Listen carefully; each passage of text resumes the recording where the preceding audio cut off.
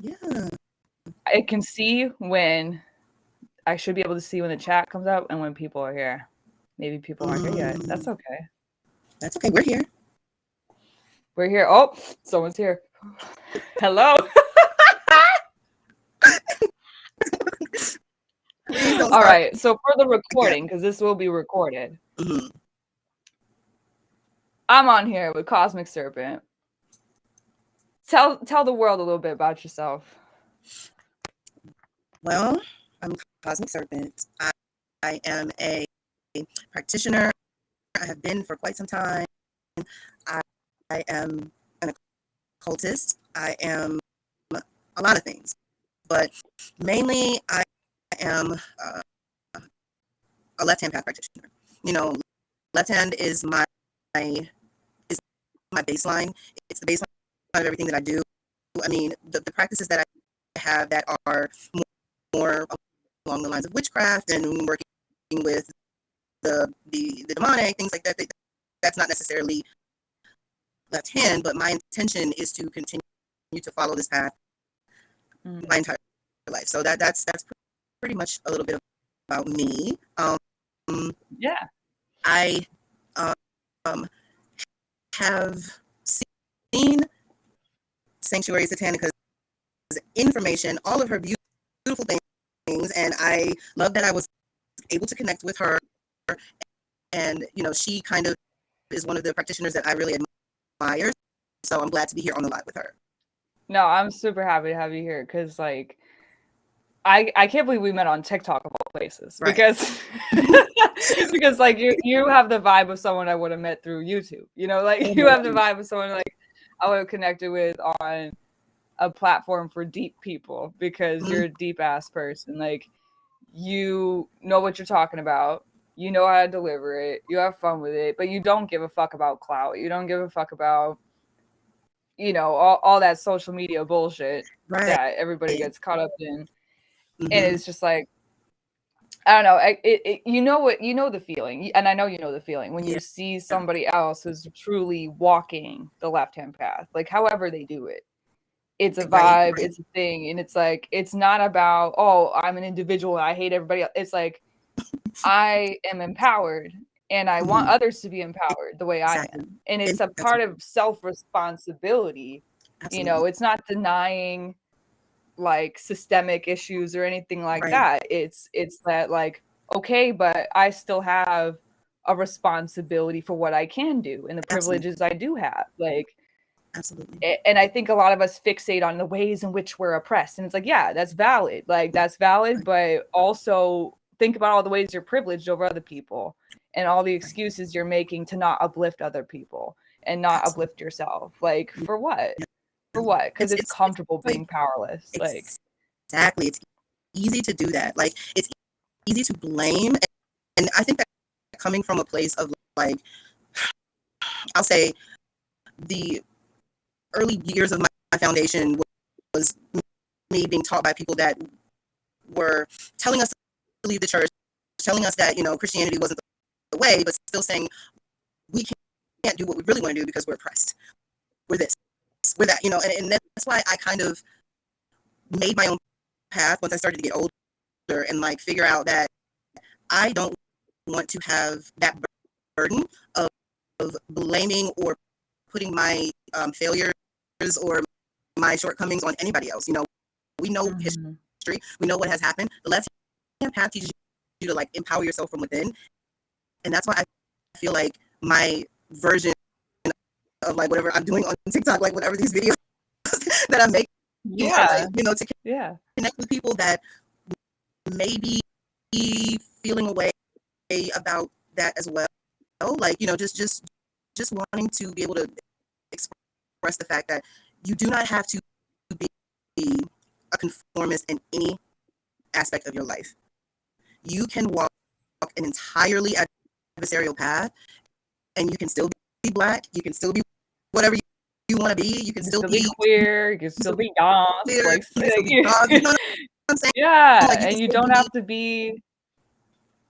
And like you don't have to be dark, you don't have to be aggressive all the time, you know, like you can be soft, you can be thoughtful. You don't have to be this stereotypical Satanist or whatever that's like, fuck this and fuck that. It's like, there's times for that. Absolutely. Like, there are times for that. But like, we got greater things to do. And you know, if we're walking the adversarial path in whatever ways we are, like, and of course, you and I believe in Satan externally as well as internally, like, you know, he has a greater vision for us. And whether or not he's just my higher self, that's irrelevant to me, because it's like, okay, then because he would want me to have a higher standard for myself.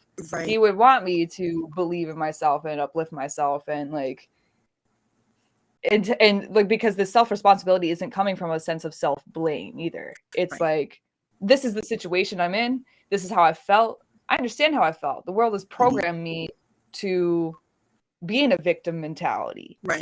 And that's what people are often fighting for when we fight each other on social media. It's like, who gets to be the victim of something? And that's what a lot of the fights boil down to. And it's like, do I really want that position? And and I think that's why the villain era thing kind of blew up, because people were realizing that if you allow others to paint you that way, like if you allow others to say you're the villain, okay, well then at least I have agency. Like, at least as the villain, like, okay, if I'm the villain of your story, if you're choosing to be in that position, like, and you're giving me that power, okay, I'll use it to my advantage then, because like, fine. And in a sense, like, I think a lot of straight people are catching on, and that being the villain is liberating, in the sense that you're not held to the same expectations anymore. You're not held to any expectation anymore. And in fact, people expect the worst of you. How could you? I can't even. Okay, that gives me a wide range to just be human. Like, that's what I was saying to you earlier when we were talking in private. Like, I don't mind if people think I'm messy, because I know who I am. I know where my limits are. I know what my problems are. I know what I need to work on. I know what I need to be educated on. And I know what I stand for. Like, if you want to claim something about me that I don't actually do or feel, people who pay attention see that. I don't need to prove anything. Like, I can just be and show what my values are through my actions. And those who want to pay attention will. And the rest, we're not going to ever see it anyway. Like, and we're going to listen to you explaining. They won't receive it, you know. And I think you said this in, I'm not sure if it was your, my relationship with Satan video. It was one of your videos where you're talking about like the responsibility through having a connection with yourself and having a connection with, you know, with whoever you feel is, you know, at the head of your pantheon, or if you are worshiping, or whomever, you know. In our case, we're talking about Satan, but you know, it's like you have this responsibility to kind of share. And I think that's one thing, like, you know, it's not about like, I'll say, shock value, or making making yourself like this super duper individualized person, like, oh, I'm so far away from everyone, and so lofty, I'm up here. It's like you have the knowledge of what this energy can do for you, what the transformations you've been through look like and feel like you have to, you know, take that responsibility if you want to advance. I think you and I have talked about that at length, like, you know what I'm saying? Like we have to, because like, how can you, even if you are prioritizing yourself, which I absolutely do, right? Because there's some people who will always choose slave mentality, and I have to accept that. But like, at the same time, how can I sit by and just watch, like what would my ascension mean? What would my enlightenment mean if I didn't enlighten others or share about it? And how could I even make sure I am enlightened if I don't check myself against other people? Like, you know what I mean? I understand it. I'm not even gonna lie. Like, I feel so comfortable talking to you. Like I feel like this is like a more personal kind of thing. Like, I have struggled with that severely, and it translated into the fact that I was being so heavily guarded that I wasn't being real with myself in portions of my life. You know what I mean? Like, I'm like, what is happening on this outward thing? Like, why am I so guarded about, you know, cagey about things that I, you know, believe and all of that? And I'm like, I'm not afraid of flack and like, you know, pushback or whatever. You know, you can't be afraid of that and do this, you know. So I'm not afraid of that. It was just this thing. So I know that what we have as far as a responsibility is greater than just, you know, helping other people. It's like breaking boundaries. It's like igniting our black flame. Like everything that we do is like kindling. You know what I'm saying? And it's like you get from one height to another height to another height. And I mean, you have to feed the fire. I love that analogy, the kindling. Yeah, it's yes, like that's how it feels. You know, when I get to a point where I'm like, I'm going to do something that I do not feel comfortable with, period, on purpose. That's basically the essence of the left hand when it comes to anything. It's like, okay. Like this live right now.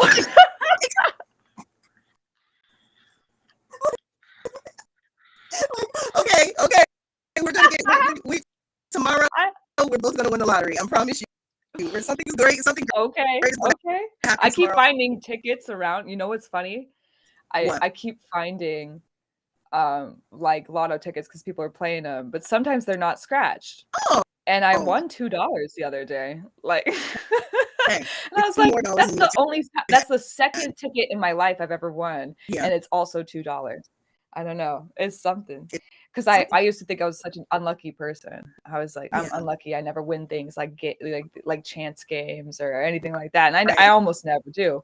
But so I like this guy I dated before, you know, like this guy I dated when I was in Samael, anyway, the drug dealer. Like he had bought me like a scratch ticket just to do for fun, like stupid something. And that was the first one ever I had ever like won something on. Yeah. Because my grandfather used to buy them all the time for like me and my sister. And we'd all scratch them. My sister would always fucking win something. I never won anything. Like I never won fucking anything. It's not on purpose, you know what I mean? It's just by chance. Like it's just like so I always just thought, oh, you know, I'm just not lucky at that. So like that little $2, I never cashed it in. I just keep the ticket. I just want to keep that. You know what I mean? Like I think I have the other one in my car. Like I'm just like, it feels like luck. I don't need the $2. Especially like I just like the luck. Especially if you haven't like had like chance games or winning. Like that is a powerful talisman. Yeah, and it's just like, and it's so funny.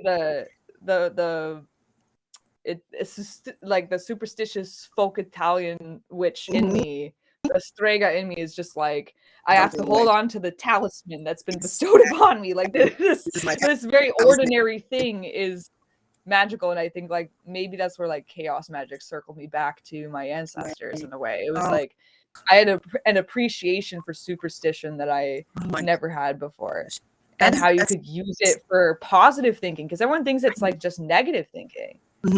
And Italians are stereotyped as very like negative people, and I that was something that ironically as my mother was like separating from our family, like tried to like instill in me like, oh, you're so negative, Angela, like you're so negative. And like really I was just observant, and I was like often criticizing the world around me as a way to interact with it and a way to express love for it. I was just like, this thing doesn't even work. Like I was this is the most Virgo thing you've ever said. Like you know.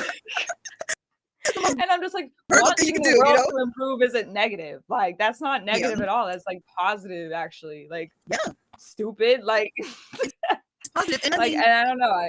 It's just cool how ordinary things like become so sacred. Sorry, you were going to say something. Absolutely. No. And I just wanted to say before I forget, and it just like goes like a bird. Chaos magic circling you back to like your ancestry and like your roots and like things that I found that like my initiation into like being able to blend my practice as I saw fit was me taking a bunch of shit that I knew from family, from this, from that, and then putting it together, and I made my way around, and I had never really even thought about hoodoo, practice hoodoo, nothing, and I'm sitting here like, these things are coming to me. They're coming to me. You know what I mean? Like, I'm like, oh, I should do this. I should do that. And I'm thinking like, it feels accurate. And then once you get into your shadow work and your memories start to come back and things start to flood, and you're working with deities that have, they like infuse you with like this mental capacity to be able to remember things. Like that's one of the things that I had trouble with. And all these images would come back of things that I remember from being young. And I'm like, wow. So, that is spot on. Like chaos magic being able to like bring you back to what you're actually, you know, like aligned with, Yeah. And what you have been doing in some sense, because like that's another thing, like a lot of Strege believe that like the witch reincarnates within the family. Right. And it's so interesting because I had like a great aunt who was very clairvoyant who died before I was born. Like, things like that. And I'm just like, huh. And when I like begin to like engage more with the things that may have been modernized into something else, that I realize now are like actually just my modern folk magic is just a modern adaptation of what my ancestors would have been doing. Exactly. That it's just like, wow, whether or not I'm really reincarnating with within my family, I don't know, but because I don't really feel like I remember all of my lives, but I think that just speaks to how deep my lineage has felt the connection of like our lineage. It's just like, it's just like the witch has been here. She will be here again. Like, and it's been me and it's always been me. And I look back at, as a kid, okay, I didn't even know what an altar was. Right. I didn't know what polytheism really was. I was obsessed with like Roman and Greek gods and the myth, but I didn't really understand that it was like a religion. Because I didn't understand what religion was. I was like, there's Jesus shit and God shit, and then there's like these stories that are cool. So I had like built a whole altar to like Diana as a kid. I'm talking like 7 years old. I have like a little wolf statue that came from like my mom's like Noah's Ark tea or whatever the fuck. Like, you remember the Noah's Ark tea animals? Like, it was the wolf. I still have it. I have the wolf. And it was like a crystal that I thought was moonstone but wasn't. And it was something else. It's like some other kind of cool like what is it? I don't know though.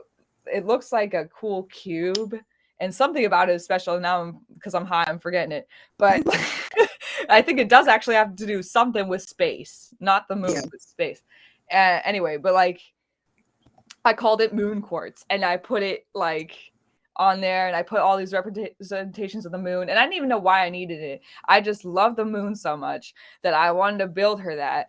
And I built a little area for the sun, and I didn't even know, like, I just said Apollo, but now I look back, I'm like, Lucifero. Right. Lucifero.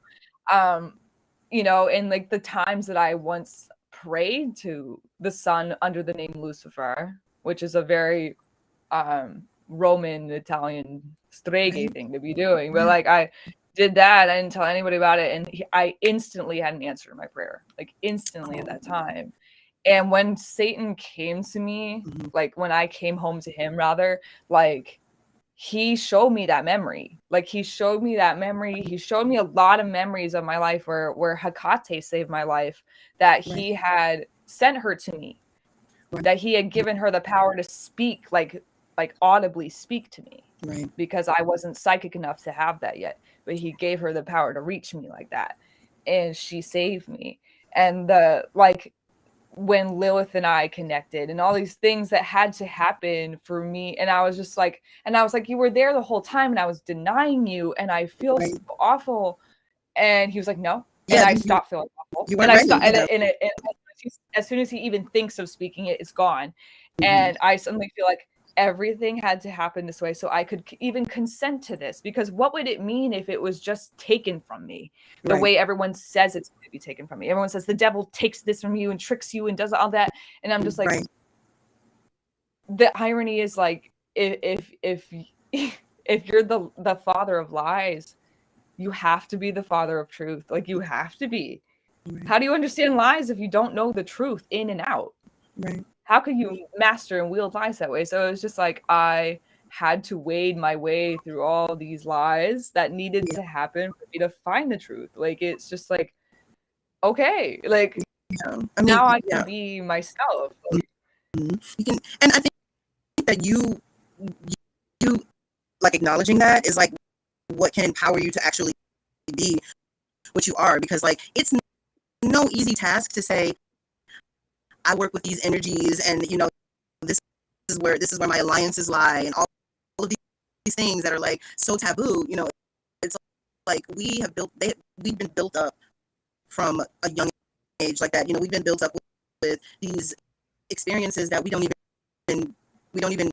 like, we can't even put our fingers on of what they really were, and it all has led up to this point. You know, because I mean, like for me, it was like I grew up Christian, you know, raised Christian. My whole family is Christian, and I do not have any I love my family so much. Like it hurts, you know. So it's hard. Like it was hard to separate back then, to be like, these are my beliefs and this is this. But there were like instances that happened that like shook me, and unfortunately they weren't good. You know what I mean? Unfortunately, they were not pleasurable. You know, they were me having to see the reality of what adults would do in church. It was the reality of what was really happening. So I got like bashed over the head a lot with things that, you know, you would normally consider to be just circumstance if you just wanted to have that, you know, that blind eye that a lot of Christians turn to whatever's happening. You know, but that was like just talking, like piggybacking on what you said, that was my kind of initiation thing, was like I got negative hit after hit after hit after hit, and I was like, I can't stay here. I can't, you know. Like, there has to be more. Like there has to be more. You know, there has to be more to my depth of knowledge of myself. Like I can't just be, it can't just be over like a blanket pulled over it to be like, well, if it was good enough for them, it's good enough for you, and this is what you're supposed to do, and you're not supposed to question anything, and you have to have blind faith. Like, what do you mean? Like like where we are in the path that we are on, and things that we do, we have concrete evidence of change. We have concrete evidence of being heard and being answered, and you know, being elevated. And you know, I know when you're working this path, especially when you're working with infernals, or what, you know, people call them infernals, or you know, I refer to them as ancient gods. Like when you're working this path, they will change your life overnight. They'll bring somebody into your life that will be with you forever, overnight. Like you will go from being nothing, broke, looking crazy, don't even know what you're gonna do tomorrow, and to being set on the path for the rest of your life, because you have connected with an energy that wants to see you supported and happy, and all they want in return is time. You know, a little bit of offering. Time and for you to fucking do it. They want you to do it. Right. Because like they want the transformation required to do it. They're like, okay, then fucking do it, you know? Because if you don't do it, and I'm roasting myself, you know, obviously. Like I only know because everything I criticize, I mostly know because I've done it. Okay, like that's the thing people forget about me. Like, is that when you don't fucking do it, okay, shit falls apart. Oh, absolutely. Shit falls apart because they're waiting for you to keep up. Like you gotta fuel that fire to keep that flame going, to keep it going. So like it's on you. Like and I've always been able to get it back. Whenever people fearmonger about not being able, I've always been able to earn it back.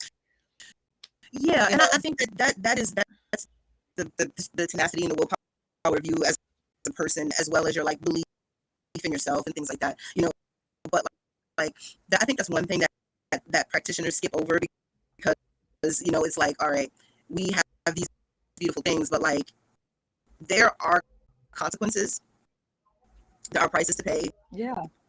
There are areas in your life that will not be able to be continued in that way. Like you have to change in order to do this, because you know, you're not just getting these things.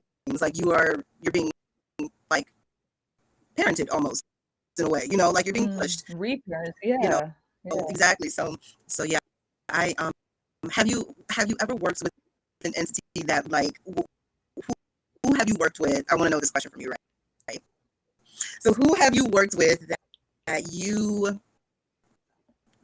felt like gave you like the biggest amount of like support and help? I know, but I just want to hear you say it. I just want to hear you say it. but like what entity have you worked with that you felt like has given you the biggest life change, the biggest support? Oh, the biggest life change or the biggest, because like I can separate the biggest life change from the biggest support. Because like because I feel like in terms of support, in terms of longevity, Lilith, right. 2000%. And that was something that just happened organically. You know, in a sense, she did choose me, but she chose me because I chose her. Right. It was a very mutual thing that we built up. And because when I first got to know her, I was a little young to get to know Lilith, you know, right. like I was a little young to grasp all those concepts. So she sort of waited for me to mature into a woman before she really initiated me into a lot of mysteries, which is very considerate of her.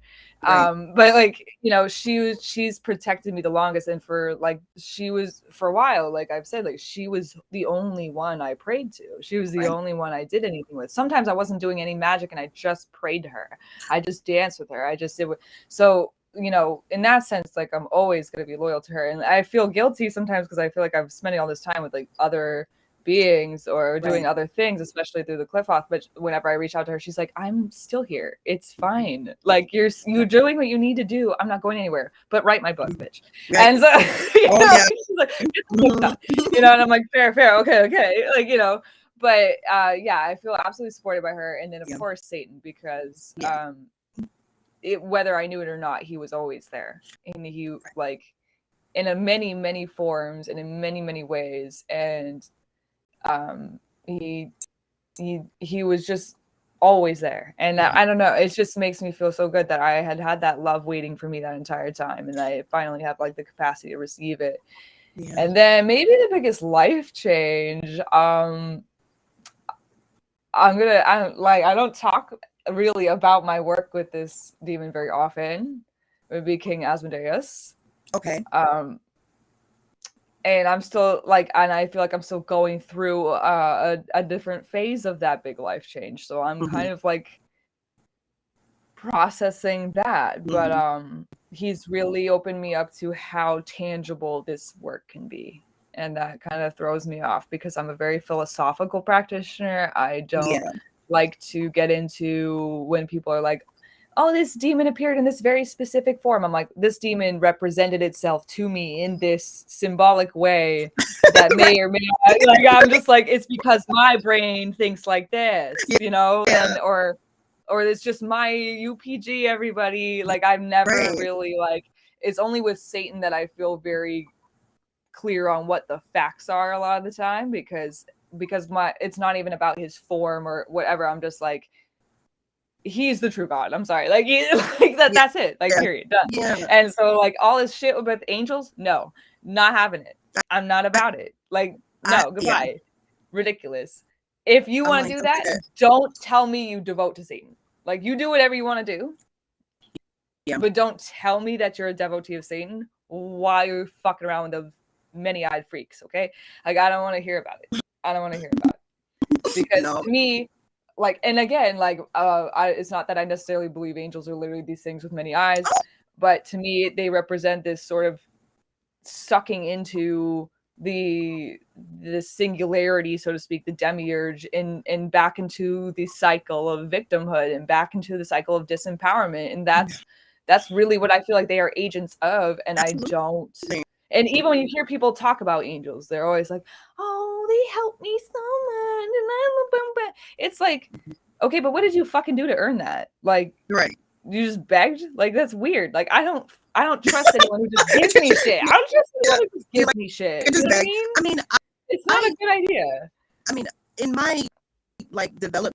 Hello, Marie. Hi. Sorry, Marie Ravensfield's up here. Hey, everybody. We have not been watching chat, so. Yeah, she said she can't understand why people think it's okay. I understand that because it's like, I mean, just as a baseline, being an infernal practitioner, just take away left hand, take away all of that. Yeah. Because left hand path is broad, whatever, you know. But like, if you're gonna claim Satanist specifically, like, I don't get it. I don't understand it. I'm like, there's other labels you could use for yourself. There's no reason for you to take something that is about Satan and make it about all this other fucking shit that is against him. that is incompatible with him, that he has no tolerance for, frankly. And I being on this path, that was one of the first like initiatory things that happened to me, was an aversion to all of that. Just an aversion to it. Like, I just don't want it around me. Like, you have to. No, I don't want to think about it. I don't want to. Like, right. You just have to give yourself a real check. Like, really, am I working with angels, and this is supposed to be my alliance? Like, well, how's it work? I mean, I don't knock anybody's path or what anybody does. It's just anybody can do whatever they want to do. Right. I just don't know why they have to take words that don't apply to them. That's my question. Like, and don't tell me you understand him. Don't tell me you love him. It like, you can think you do all you want, but don't tell me about it, because I do, and I'm loyal to him. And the times I fucked up, which I've never fucked up that bad. Okay. I've never fucked up all the way over there, but the times I fucked up, I've had to earn my way back. So I know damn well you're not talking to one and then the other. I know that's not happening. So one of them is lying, and it's probably the angel, right? It's like probably that fucker over there, because what does the devil have to hide? What do you think about that? Like I know we talked a little bit about like how the nature of most of the entities that we work with are like, they have a trickster baseline. They have like a trickster aspect or something like that. Like, what do you think about angels in that aspect? Like, that's so interesting. Because I feel like this is my UPG for real. But before I get into it, I'll say demons are not. I hate when people call demons liars, right? Because you're misinterpreting what the fuck they're saying. You know what I mean? Like, we are gonna, as humans, gonna assume what we assume because we're fucking entitled, right? And we haven't earned a damn thing. And they're like, okay, or we ask for something and we don't even understand what the fuck we're asking for. So that's what I feel like is going on. Now, I don't make pacts willy-nilly like some people do. So maybe, and for those people, they're getting fucked with. And I have heard from people who have said, and I'm talking in Salem, people who teach on magic, whatever, saying things like, oh, well, the demons told me that they worship me. And I was like, oh, so what did you learn from that lesson? And they look at me like, no, they worship me. And I'm like, you're still learning the lesson. Okay, goodbye. Like, you know what I mean? Like, you don't even understand how you're being fucked with, because your own ego's in the way, and they're going to work with it. They're going to feed it. They're going to see how far that goes before you break down and you realize that you've been a fuckwit the whole time. Right. So like, I don't feel like demons are deceptive. I feel like we are deceiving ourselves as we interact with them, because I've never really had anyone lie to me. I've misunderstood. I have misinterpreted. I have reacted, in a way that I accused them of lying to me, but they were not lying to me. Right. Yeah. Now in my UPG,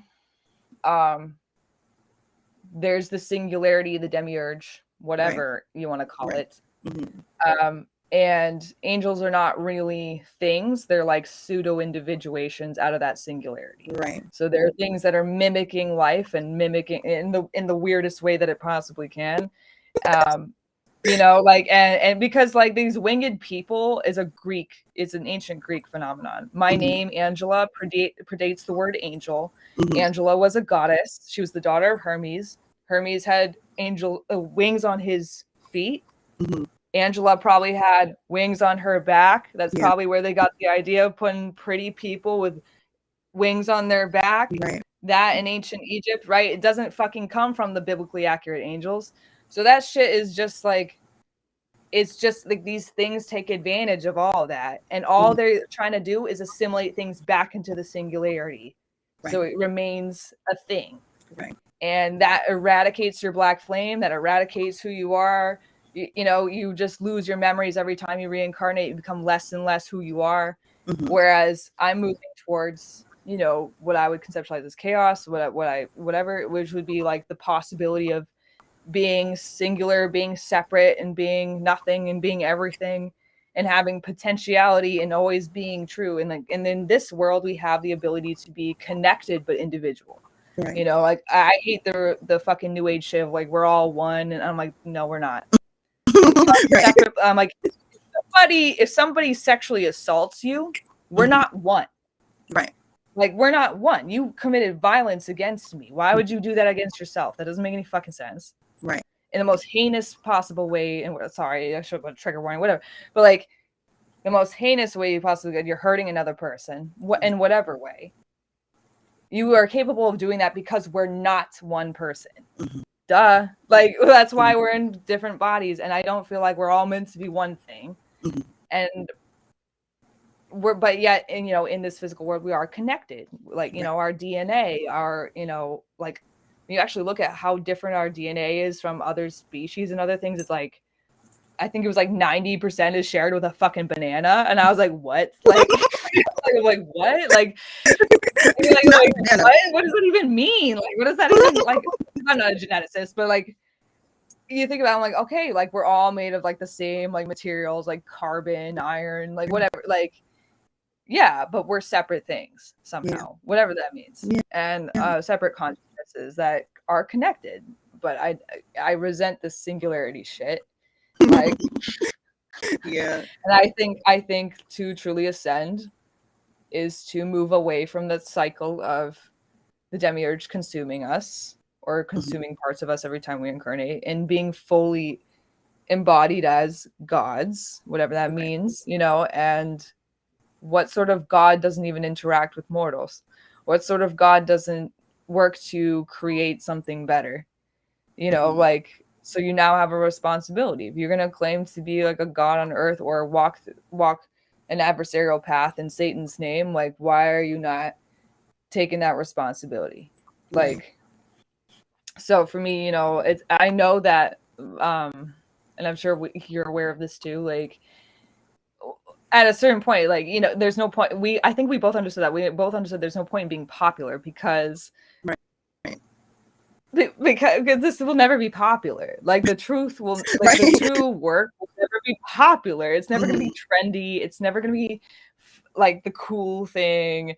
Even when people treat Satanism as something like shiny, I'm just like, yeah, but you don't get it. Yeah. Like, but you're not seeing all the work that has to be done.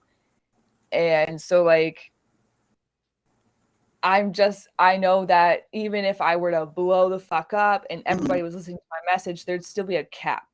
There'd still be a limit, at least within my lifetime, of how many people would be with me. So I'm like, I can't force the message, but I still have to share it so that anybody who needs to hear it, who understands even the breadcrumbs I'm leaving, can find their own way. And I always, like, I don't even need you to do what I'm doing, because some people want to do exactly what I'm doing. I'm like, no, like, I want you to see what I'm doing to figure out what you're doing.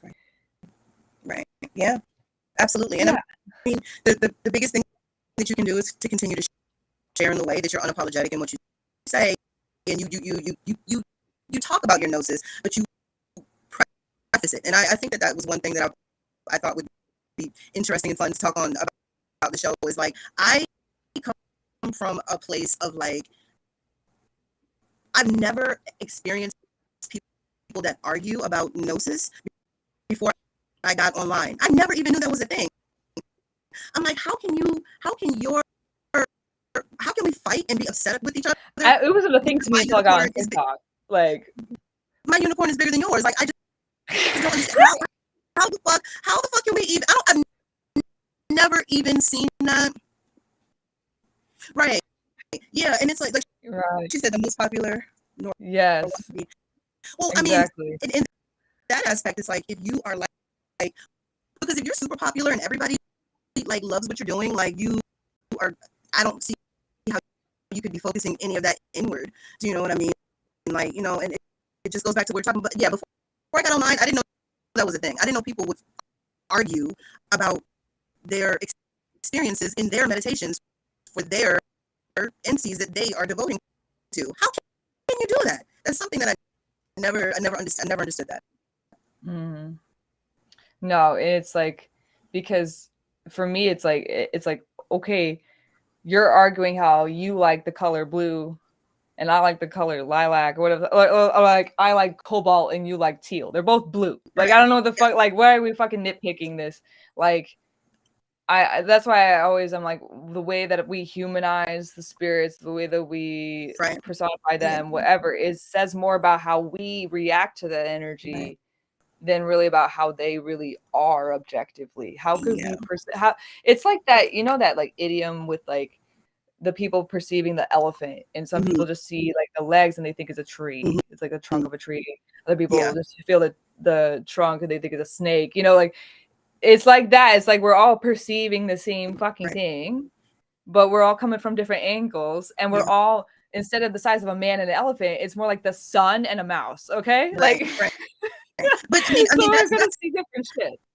like, that's understandable. But the fact that you feel like you need to argue it means that you are, like you said, you're focusing your attention on what is the product of you still being in a very human state when you're dealing with these energies, and not absorbing anything that's supposed to happen, you know, to you in your transformation when you're working with them. Like, if anybody's arguing about me, about my depiction of a spirit, like, you don't even know what you're doing. I would never speak to you. Do you know what I'm saying? Like, it doesn't even make any sense.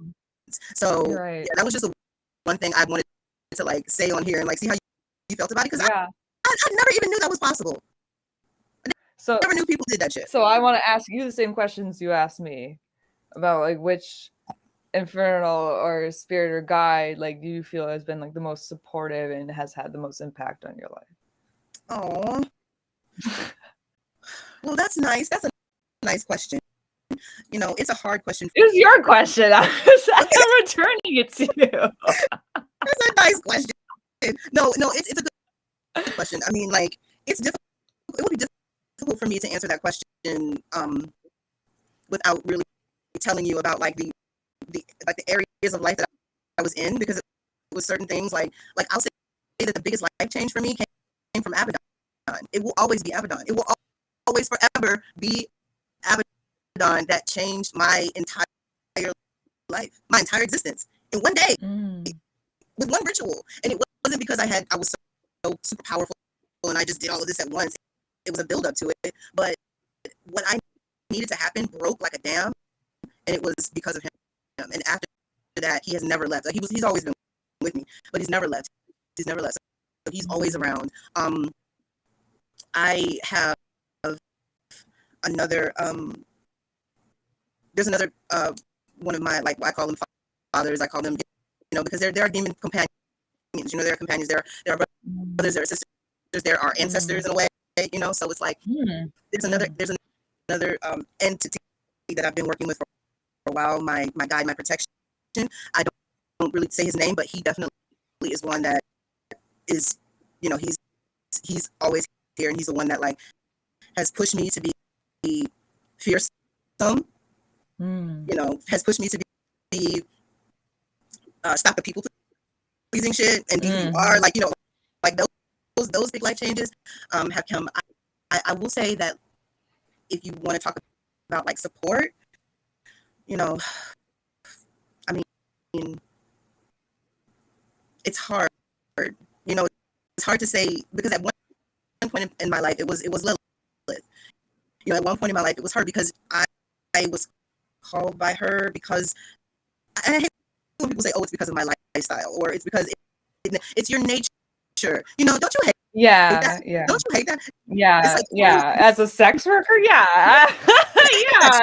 Because like I knew her before I was a sex worker, and right, like and I was a prudy kid, okay? Like, I was not like a liberated, sexy like kid at all. Like, until I was in college, I really wasn't sexually liberated until I was in college. I didn't have shame really around it or anything, but I just was so inexperienced, and I knew I was inexperienced, and I just was like, you know, I didn't have that vibe. So it's like, it irritates me when people just reduce Lilith down to that, and then B, you know, just assume, oh, well, she's a sex worker, that's why Lilith. And it's like, no, like, Lilith is because of my mommy issues. Thank you. Like, exactly. Like, it's like the aspect, and I'll be honest. Like, before this is very personal. So, you know, thanks, Boo, for like pulling this out. But like, before I started initiating into her mysteries, I'll say, and like sleeping and living in her cave, like, and just being imbued with these things that changed me, like finding out parts of myself. I knew her myths, which they're like a quadrillion. I knew some of her aspects. I knew how other people had worked with her, and I knew that I had this yearning, deep, like growling thing inside of me to be like, she is who you should contact, and you shouldn't contact anybody else right now. You should just focus on this for a little while, because it's going to take your whole attention span. It's going to take your whole power, your well of power. It's going to take what you have as a human to be able to connect with her, because it's a like a deep type of a psychic thing. And I never experienced, because I'm my own person. I don't follow books. I don't follow what everybody says. This is how you're supposed to do this. I don't fucking go by what everybody says. I have books piled up around this house everywhere. I love people's inspiration. I love to be inspired by people, especially Marie Ravensoul, who is in the chat. I love her books. We love her stuff. And it's like, yes, I got Psalms of the Devil recently too. Oh my gosh. And it's like, well, I have the other book that I bring it over here. But yeah, but I don't. There is no way that this organic connection that I have to my past could come out of a fucking book. I'm sorry, and it can't come off a website. Yeah. It can't come out of somebody else's mouth or mind. It just can't. It comes out of your black flame. Exactly. It comes out of you. Exactly. And that's what. And I say that to say, for the initiatory aspects of my fucking struggle when I was dealing with Lilith initially, I experienced nothing sexual, nothing intense, like, sensual or this beautiful, like this demon sexy goddess that she's supposed to be. She was fucking scary, and she was telling me things that I needed to hear that would make me feel awful. Like, I don't want to cry, like, you know what I'm saying? Like, yeah, like it's like very emotional, but like she was not like who they say she is. She's not like this person to be like, oh, she calls you when you need to. You know what I fucking hate, and you know me. I ain't trying to say nothing crazy. I fucking hate when people are like, I need to liberate myself. I'm gonna work with Lilith. Yeah, it's like, it's not all that she's about. Like, she's not for all your sexual issues all the time. She's not. And she can help you with that, but like, she's not everyone's sex therapist. Right. Like, she's really like, and what do you mean by liberation? Do you truly understand what, especially because they're always using it in context of feminism, right? Exactly. I'm like, sexualizing yourself is not necessarily liberation for you. Right. Exactly. And if I know and how can you express yourself sexually without being liberated first? Exactly. And it's like, if I know the Lilith that I've worked with, she would tell you, you need to liberate your damn self, and don't ask me no shit like that again. What do you mean? What have you done? What have you done to try and liberate yourself? Like, if you need help getting out of a situation and you've worked with me and I've accepted you, that's a different story. I will cause fucking chaos in that person's life, in your life, and you will be able to figure your way out of it. But just to come to her to be like, you know what? I'm sassy and I'm like free, and I want to liberate myself, and I want to go to pole dancing parties and all that bullshit. Now you work with Lilith. That shit turns my stomach. It turns my stomach. Yeah. It does. Yeah. So, and that kind of shit, like, I let that kind of shit about King Esmode keep me from working with him. And that's on me. But like, it made me like cringe whenever people would talk about him, because they would frame it as like, oh, daddy, and whatever. And I'm just like, I didn't know him at the time, and I just was like, ugh, like, I don't even want to work with that demon and be associated with these people and all this shit. And then, like, boom, bang, boom, like, he's up in my life, and he was like, what the fuck is the deal with you believing that shit about me? Right. What the fuck is that? And I was like, I'm sorry. But it's like very much like, yeah, like, Lilith is a transformative, like, I think people really need to understand she's kind of on par with Satan in a lot of ways. She is the where initiator. She is this primordial rage, you know, like if you want to associate her with the feminine and shit, like she has a primordial rage. It's not like I'm pretty and whatever and male, and I'm always depicted as beautiful in the male gaze. Like she always gotta have big boobies and a small waist for Lilith, like on the statues. It's like, are you fucking kidding me? No. Like she's have you ever connected her like in a formless way? Like you ever like have that like terrifying, like you just have this formless. That's exactly how it was in the beginning. It wasn't a form. You know, I hats off to the practitioners that say, because I have had manifestations that I won't share, but I've had full, really creepy, fucking scary manifestations. But once, twice, something fully, you know what I'm saying? It's not like something that happens every single time I sit down to invoke, or I'm doing some work, like, oh, somebody show now to say, hey, you might be psychic as hell, and that might be your thing. But when I initially started working with her, there was no form, there was no shape, there was no sound, there was an absence of air and a feeling. It was down in my chest, like I can feel it, like I can feel you there, and I don't know what you're saying to me. You're scrambling my brain right now.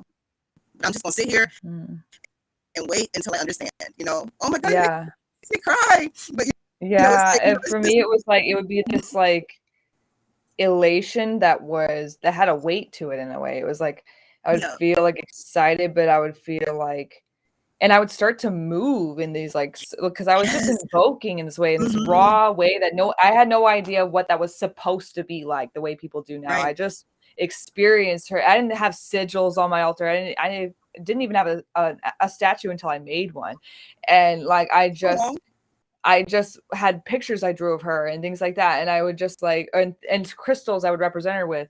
And I would just like pull her into me, and I would start to like move in this like kind of serpentine way. And I think that's how I got into like belly dance, because I just fell in love with that kind of movement.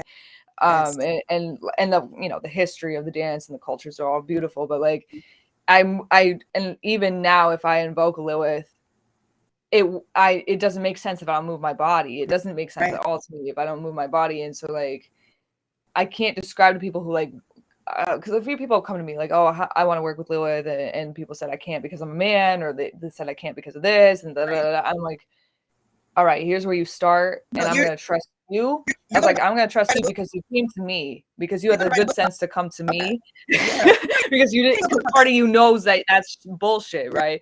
So you came to me because you see her essence in me, so you already know her in that sense. I know you already know her, and she already knows you. So I will just, and that's what I do when people come to me about Satan. I'm like, if you're coming to me about Satan, you know Satan already. Chances are, you know Satan already. So all I do is I don't even tell people. I've had people be like, oh, is this what I'm supposed to do? Is this Satan reaching out to me? Or I don't know if Satan really wants me to reach out to him. And I don't tell them anything. I just kind of am like, well, okay, I can validate your experience in this way and that way, because for me it was like this.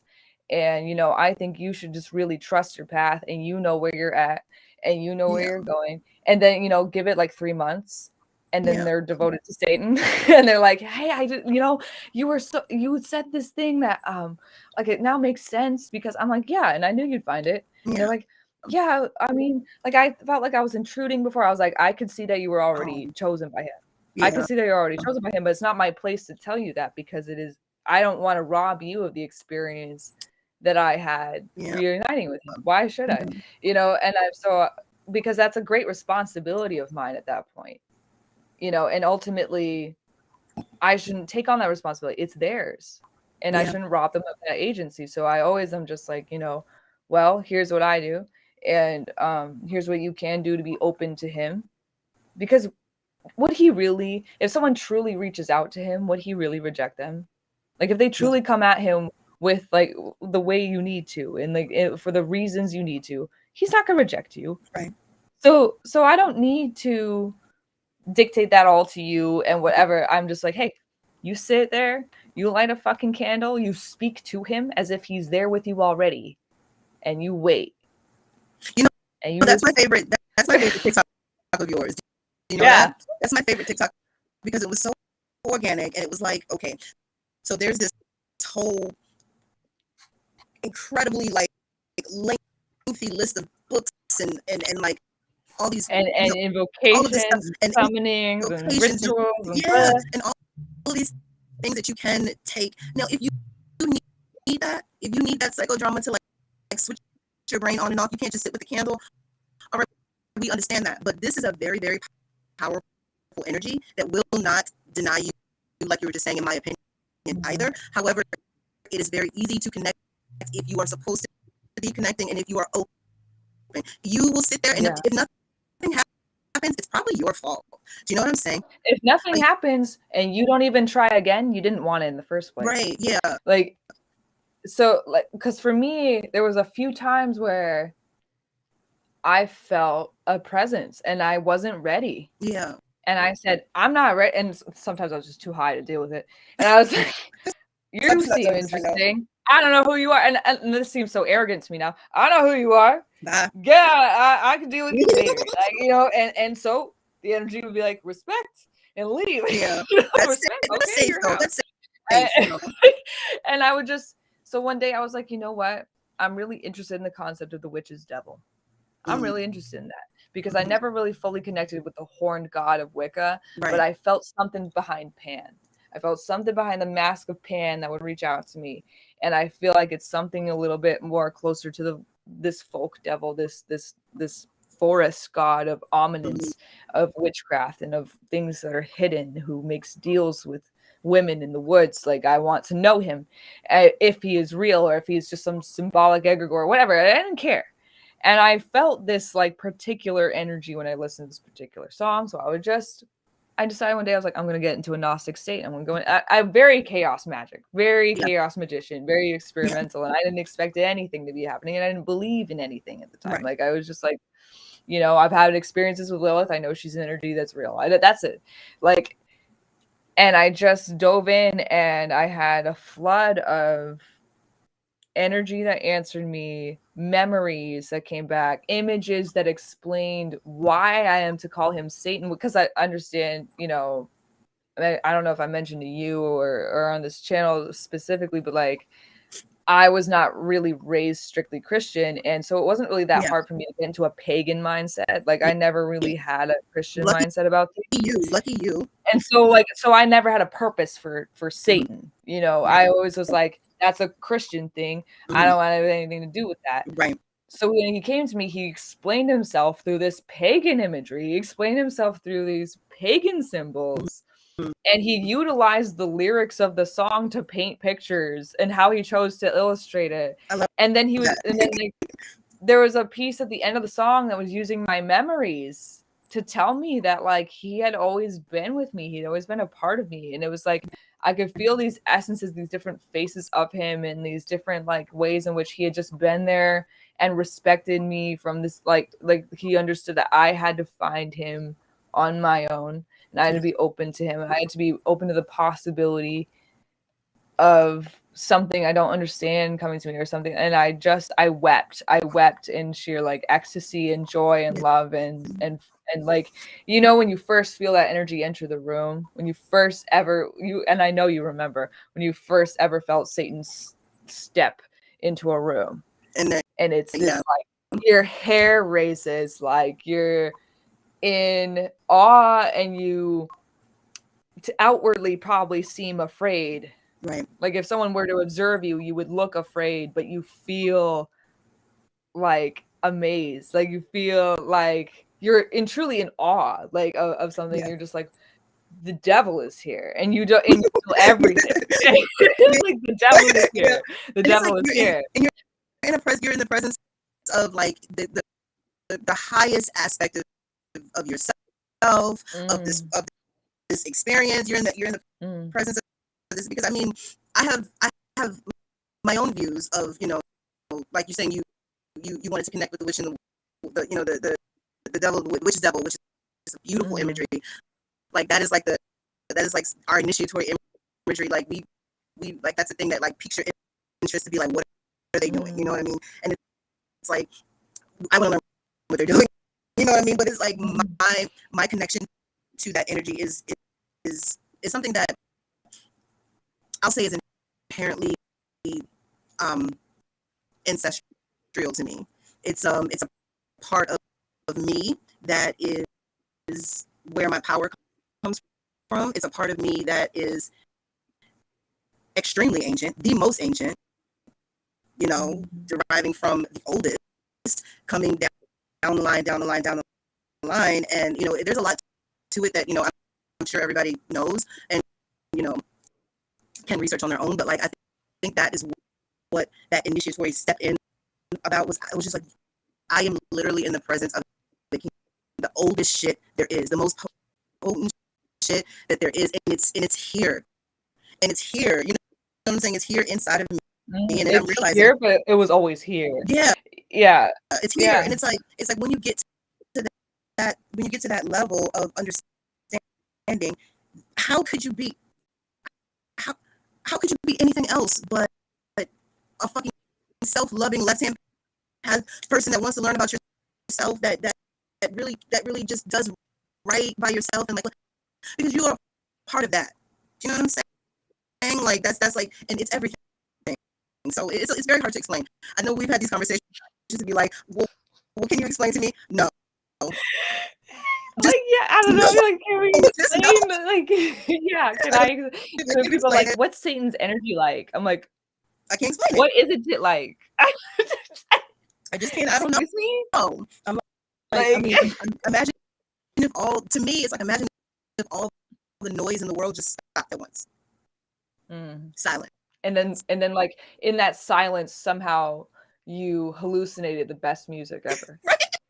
Like but you know that it's silence. Like you consciously know it's silence, but it's just so beautiful to you. And you're like, it's like a beautiful symphony, but it's silence. Like it's like, it's maddening in the most beautiful way. It's liberating the madness, I guess. It's like, but isn't this entire? But it's peace. But at the same time, it's peace. Like, I don't know. Like it's duality. It's duality in perfection, I guess.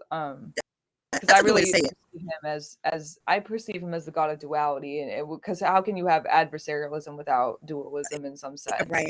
And yet, like, and at the same time with duality, you also have a sense of objectivity if you see both sides of everything, and like, so you have a sense of peace. It's this in contradictory kind of like cycle going on and on. Like he is untaintable because he's the corrupt one. You know what I mean? How can you taint one who is corrupt? Like, he's perfect because he's the most flawed one. Like, you can't. There's no. I'm like that. He's divine because of how unholy he is. I don't know. Like that's a type of divinity in of itself. Because, okay, how could you ever be less? Like, how could you be more unholy than he? No, like you can't. And I mean, that's just that is a beautiful way to say that grand analogy of self-acceptance is like his essence. Like I like no matter what you are, or no matter what you perceive, no matter what your morals, your standards, like you can reclaim yourself through your own self-understanding.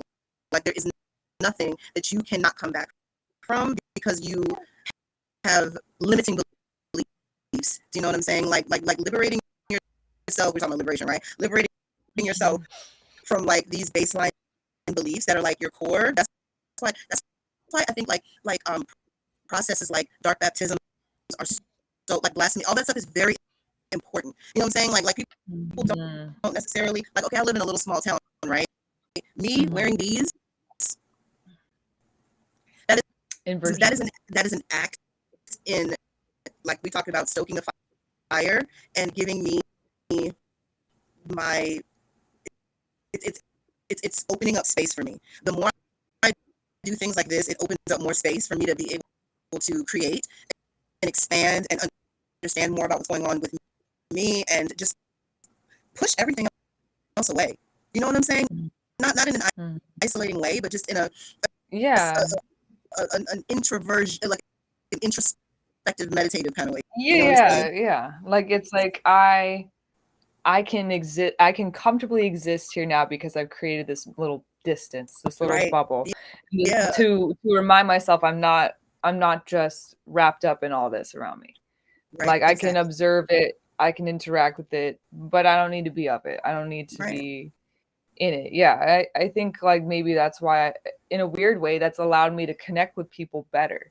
Right. You know, to not expect to fit in, to be okay with I'm different. Like it's okay to be different, and so I can accept other people's differences, and they can accept that or not. I don't really give a shit. And sometimes you just like build really unexpected friendships and things out of that, like where you just get along and it's okay. Like you have a good time, or maybe you don't, but you're at peace with yourself because you just don't give a shit. Like you're just like it's like I have room to love other people, but I don't need to all the time. I'm all right. Like I like I can spend more time with myself. Or, like, and it's a lesson in like self-worth. I feel like because when you have a self-contained idea of what you are, and you know that you're a fucking god, you know that you are not just something that just can be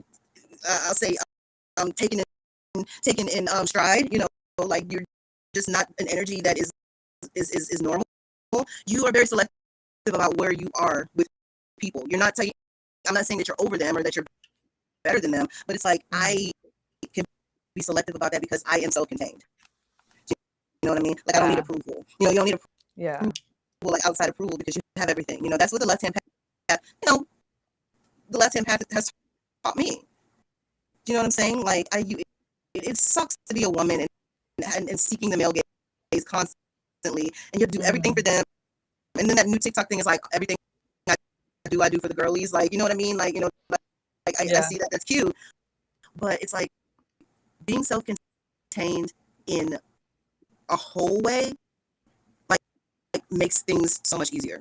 You can be yourself, and it's like you're talking about. You know what I mean? Yeah, and I feel like I came on, like, it's interesting you mentioned TikTok because I feel like I came on TikTok very solid in myself that way, and then at some point I feel like I kind of tipped over and I fell into like the spiral of other people. You know what I mean? Like all that shit and like caring and worrying, and then like lately I've just been like, oh yeah, I remember who the fuck I am now. Like, oh yeah, like I really have been wasting my time explaining myself. I've been wasting my time trying to explain other things to other people. Like I'm not doing that. Like I don't have the fucking time. I'm gonna do what I did before and just be what I want to be and see how that goes. And if people find it cringe, if people find it whatever, like I don't really give a shit. Like you being you is enough. Like the thing about that is like I'm not gonna sit here and say anything that's like gonna stir the pot or whatever. However, in a general sense, if you are fighting with someone online about something that is not even about you, that's the first thing. The second thing is if you are creating situations because you just don't like a person because of their personal life. That's the second thing. On and fucking on and on and on. When are you practicing? That's what I'm thinking. Exactly. My practice, I work. And like, let alone like, when are you lost for content ideas? Like, because if you were practicing. Yeah. Like, when do you have, I don't have the mental capacity to sit around and think about what somebody is doing that doesn't involve me. You don't have time. I'm sitting here like, I'm like, I have to work out these things to do. Like, if you really want to get somewhere in your practice, you have to be focused. You have to be consistent. You have to be, I don't care you have to put the phone down for a little while. You know what I'm saying? Like social media break. Yeah. Social media break. And I feel like you are in, I'm not putting your business out, but I feel like you are in a portion of your practice that is warranting some of these things to grow. And I feel like it's very obvious, you know what I mean, that you're doing the work because this shit is happening and you're doing the work. You know what I'm saying? So we have to have our moments. We have to have our tower moments. Exactly. Yeah. And like, I'm grateful for every one of them. Like, I feel like I don't really, like, I look back on my life, I'm like, I don't really regret anything other than not acting on something. Right.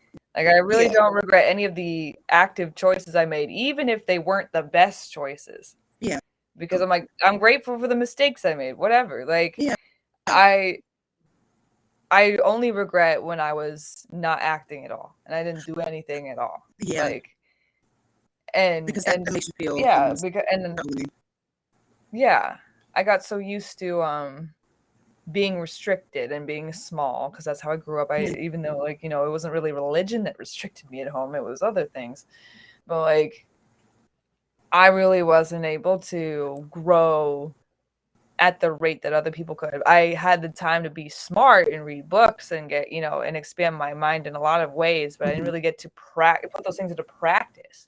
It was all in theory. It was all in my head. It was all in my imagination because I was isolated. So and I wasn't allowed to watch TV. So all I had to do was either read or dissociate. Like, what I mean? So I was just like, read, dissociate, or listen to music.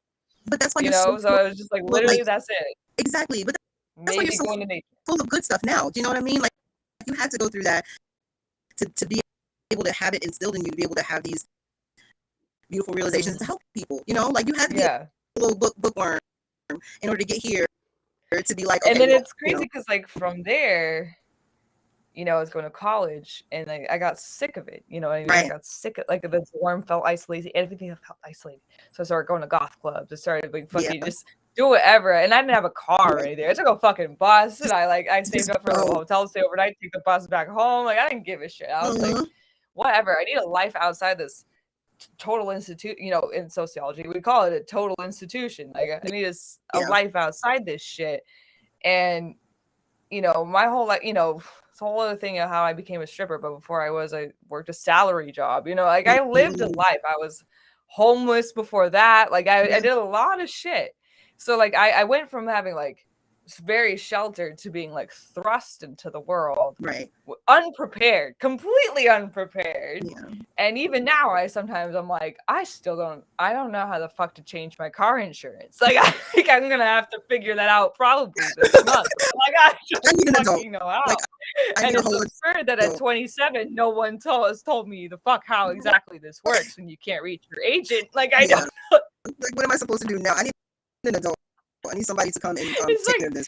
There's nobody. It's just you. Like, and I do you watch Working Moms? Oh my god. Okay, it's a Canadian show. It's really good. It's on Netflix. Anyway, but like, I remember like one of the characters. She's dealing with financial stress, career, her kids, everything. Her marriage is in a spiraling, and she's just sits there. She's like, no one is coming. Okay. Like, and she just gets her shit together. She's just like, it inspires her, like fires her up. Like she doesn't quit. Like there's this beautiful scene where she like screams at a bear. It's amazing. Anyway, like, this live action is fucking awesome. But I was just like, like no one's coming. Like that. I've been saying that to myself like this past month. I've been like stressed the fuck out, and I'm just like, all right, one thing didn't fucking work out, but like that. When does that stop me? Like no one is coming.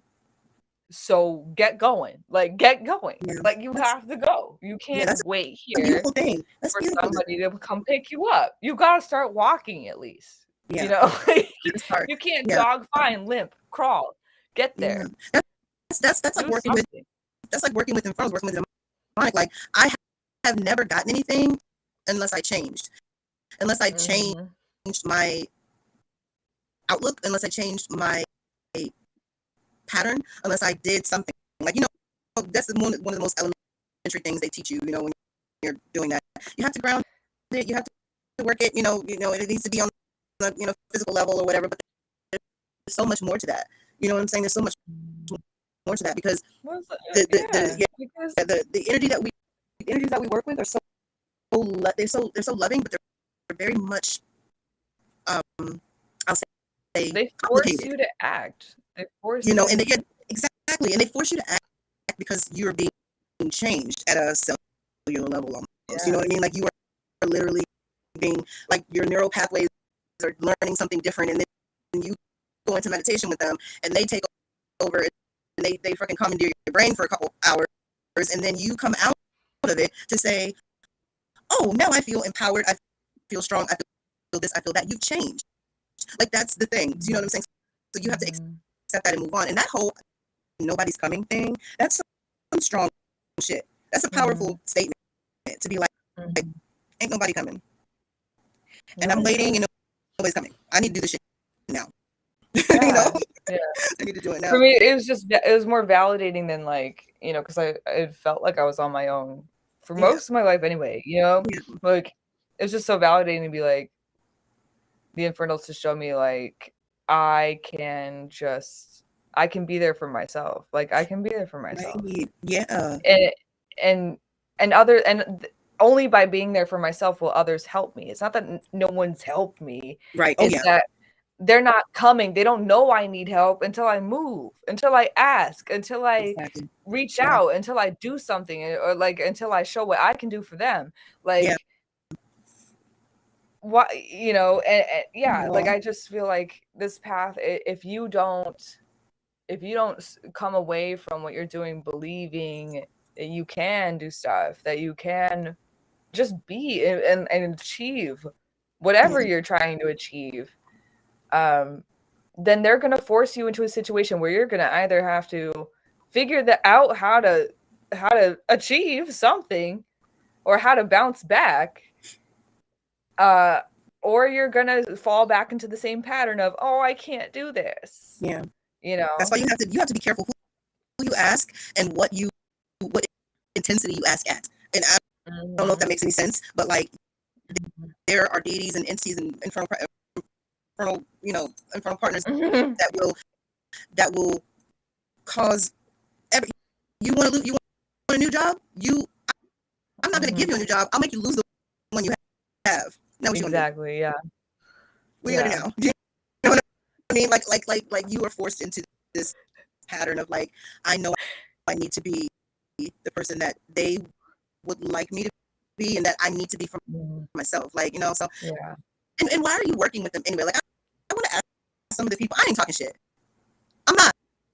But I'm just saying, why are you doing this? Do you know what I mean? Like there is a reason to connect with spirit, not just to be fucking cool. We're chaos practitioners, like we're chaos magicians. We test the waters, we do crazy shit. We just say, hey, let's just see what happens. We jump the gun sometimes. I know I do. I know I go. Yeah, I absolutely do. Absolutely, all the time. Yeah, I go because in. I go in, but it's like, why are you doing this? Especially any entity that you're working with that are meant that have the qualities of like aspects of yourself, I'll say. Do you know what I mean? Like they have these reflection, like that you reflect in some way. Yeah. Right. So working with them is ultimately to better yourself. It's not to be cool. Like I hate when people sexualize to like a weird, like, I'm not talking shit, like a weird anime way or whatever. Do you know what I mean? Yeah, like, oh, this I know. And I'm like, this very like fan like. It's very strange. It's just very strange, but also like I think that it's a respect thing that I have. I always say, oh my God, that's so disrespectful, but to another practitioner it might not be. So I'm not talking shit, but it's just very strange to me. You know. So but yeah, I understand what you're saying. Yeah, I'm just showing some comments when I see good comments. What is it? Strength in facing adversity alone on your feet. That's what quality Satan looks for in humanity.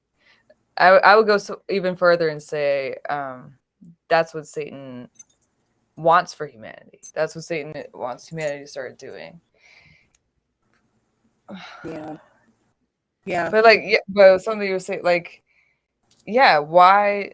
I feel like people are more comfortable like reducing the Infernals down to like their imaginary friends or whatever, because it's easier than going through the transformations that you have to go through. It's easier than you know, like really facing it, and at the end of the day, like, you know, what other people do is none of my business. Like, whatever, you know, you want to do that. Like, I mean, is the demon really harmed by it? No, like, no, we don't care. No. Like, you know, like they're demons. They're used to being like misrepresented and whatever all throughout time. That's my personal thing. Demon is not really appropriate. Like even the word demon is not really appropriate. Like I came from the crowd that called them ancient gods, and that was it. We didn't or emphasize that they were daemons.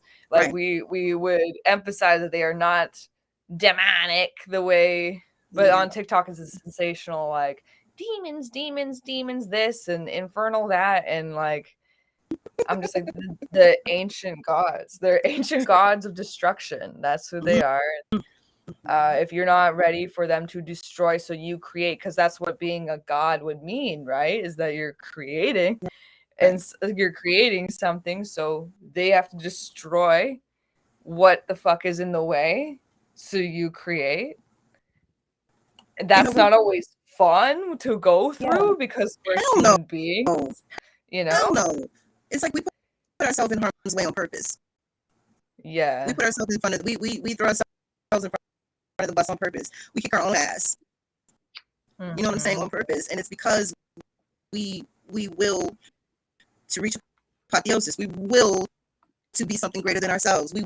What else are you why else are you here?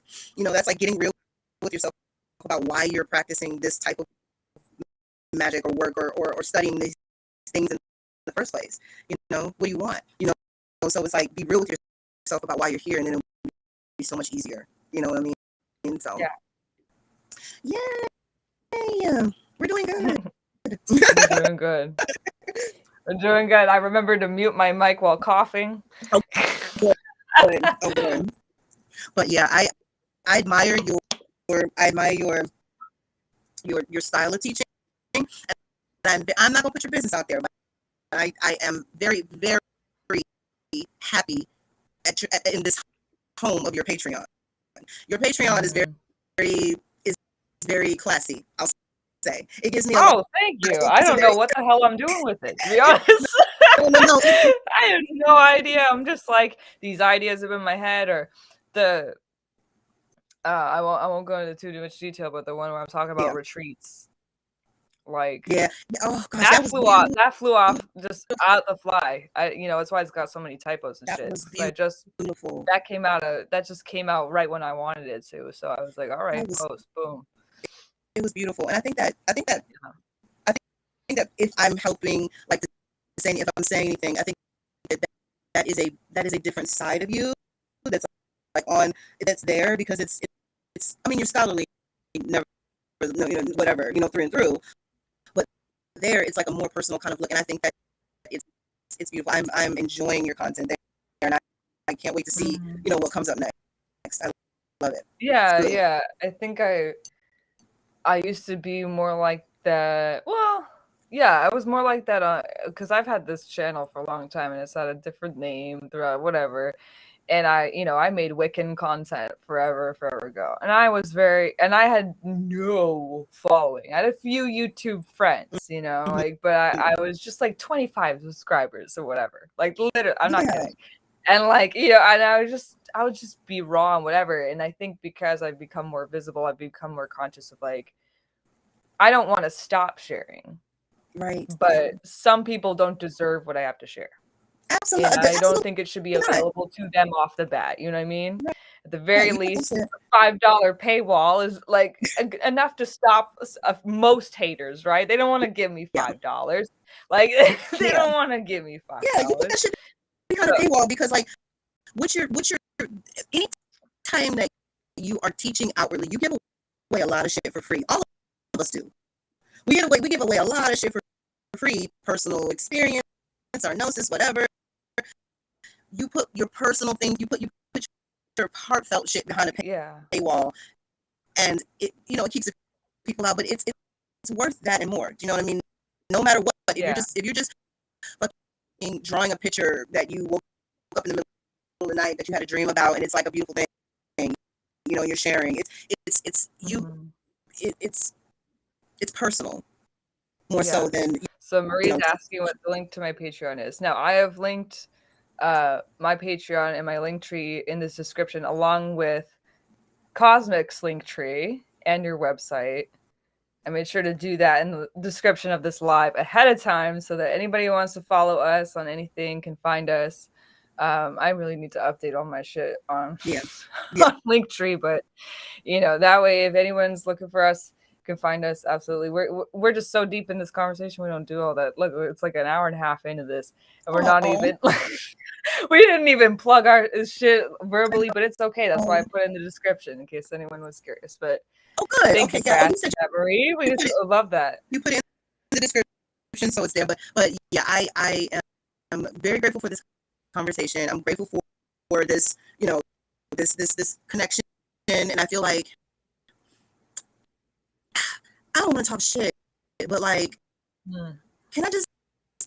I'm not gonna say anything, but say what you want to say. It's okay. It's I'm just like it's very difficult to find genuine people on this path, and it's very difficult to like find people that like. Thank you. You can see their heart. Do you know what I mean? Yeah. Like I can look at you and see like oh, there she is. Like she's in there. Yeah. So that's how I felt when I first saw you. I was like, I see that's her. the real bitch. That's like I was like, that's the real one. Yeah. And I think that I really wanted to like do this with you, not to like do anything more than just connect with you publicly, and I'll just leave it like that. Yeah. I mean, but we're also doing it for Satan. No, this is a whole devoting thing. You know what I mean? This is but in that sense, because we're honoring ourselves, I feel like we really are honoring him. Because like we were both in our own ways, like very much like present on social media, but like hermits. Like it's just like, yeah, would be I'm here, but like don't follow me or whatever. Like it's like I'm here, but like don't comment. Like don't here, but I do not answer my inboxes. Don't favorite it. Leave me alone. Like I'm here, but like it's not. These videos aren't for you. It's like they're for me. Like how the so it's like, and I'm like, how we were both doing social media and we were like, want nobody like our shit. We're just like let us. Yeah. I'm gonna take 4 hours to get ready and make a stupid ass TikTok, and I'm like, I don't care. I don't want anybody to like it. It's just for me. Like, what is that? What is that? It's a but now I feel like now we're like, okay, like let's give it a go. Like where could we take this? If all these buffoons can do it, if all these jackasses and fakes can do it, right? Why the fuck can't we? Because like it's like if we got something genuine to share, and again, it's not about being popular. It's not about like anything like that. It's like we can build a small close-knit support system and network. Like that's really what I envision for like Sanctuary Satanica is like it's not like my name, it's like it's that I want it to be a space, like digital, physical, whatever. I would love to get a physical space, and eventually that was just it's not a church, it's not a fucking temple, it's just a space for those who honor Satan, to feel safe and to get resources and to reach out. Like we're all individuals and we're not expecting to be the same and we're not expecting to get along on everything. But while we're there, we're expected to fucking support each other and network together. Even if it's just about something mundane. You need to find a job, connect with other Satanists. Is a safe space to do that. And in that sense, it builds like like I want it to eventually be like something like that. And that's why I was like so focused on building an audience with like I let TikTok yassify me a little too hard because I want to connect with the girls and the gays. I want people to feel like safe that because the left-hand path has been painted as this like white cishet guy thing. And it's like, okay, fine, like whatever, they're gonna do what they're gonna do. I'm sorry, I can't stop them from doing whatever the fuck they're doing. They don't represent me. They don't represent everybody. So fuck off with that. You know what I mean? Like they are loud, whatever. But I'm not a bro occultist. I'm not a bro occultist. All right. Oh my god, that is so funny. A bro occultist. I'm here to worship the devil and serve cunt. Thank you very much. So and I'm here to be real.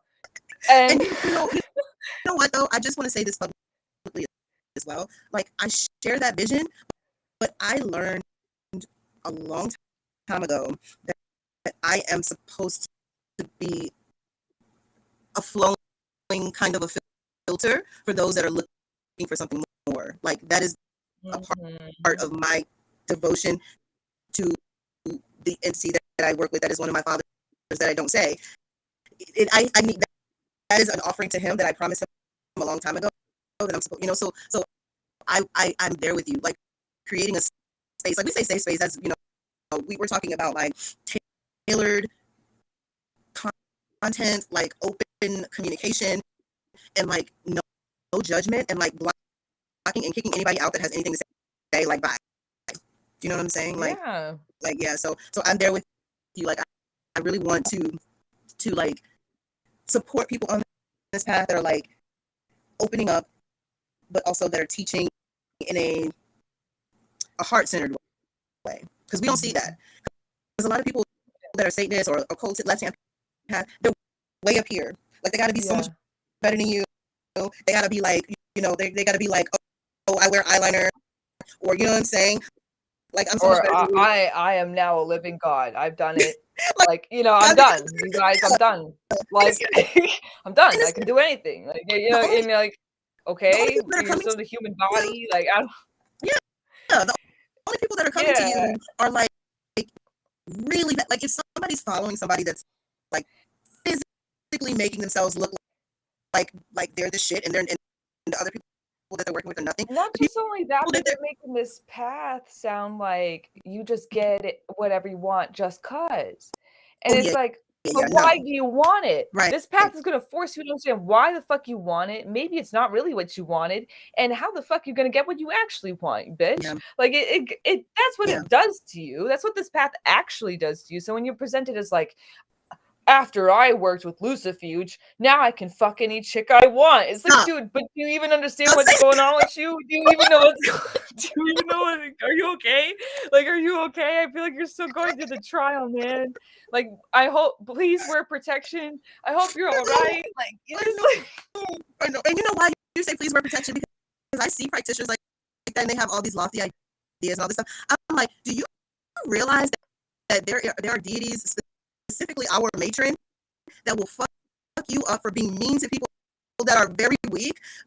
There are people that are weak, people that are lost, or just that are outcast people. Or just saying shit about groups of people, or just painting her a certain way. It's like, okay, you don't even realize, because for me, it's like, it's not up to me to decide whether or not people are really working with who. But I can tell if you are working with them, this is a test and you're failing right now. Like, it's a test and you're failing, you keep failing, and they're like, okay, we'll do the test again, and you keep like failing and you don't realize it because you're like, you think you're winning, and like a certain we're not gonna get that messy, but a certain someone that like I would talk to a lot about this kind of thing. Like, I just got frustrated with them because I was just like, you don't realize, like, you're in the middle of a test and you're building this spiritual debt, and you just think that everything you do is right because you're doing it. And because like me, it's good to trust myself, it's good to trust my intuition, but what builds my trust in my intuition is my skepticism. It is my ability to check myself. It is, that's why I love chaos magic so much, and I wish more people understood chaos magic theory, because it's not about dogma. It's not because someone told me this happened. It's because I can prove it. I can verify it. I can show you how to prove it and verify it. And I don't need to. It's a science now. And I'm like, magic is a science, you guys. It's real. It's not my religion. It's not. It's like, it's, and then that's like so much more. And I'm just like, let's just do it. Fuck. Like, no, you can't tell. You cannot argue the fact that like people are. If this is the thing, I'm gonna say this, and then we can change the subject, because like we're gonna go there. If you are a shitty person, you will be a shitty practitioner. If you're not good, I'm not saying good or bad, because good or bad is a Christian concept. It's a Western thing that's like, if you're not authentically acting with, like you're not gonna be good. You're not gonna be a good person to follow in your occult, in your occult life. Like, it's just, you're just not gonna be like, so I hats off to the people that are getting that money, though. I'm not gonna be trying to steal money from people, because I don't want my matron to like snatch me into a knot. But hey, it's just like, it's what it is. And for me, it's like for with that example, right? It's like, I could steal from people and never get caught, or scam them or whatever, but I wouldn't feel good about doing that. I want to be someone who can really read cards. I want to be someone who, like I'm going to be someone who can really provide. That's why I don't provide like a lot of services. Like, I provide like my tarot readings, because I know I can do tarot. I've been doing tarot like since I was 13.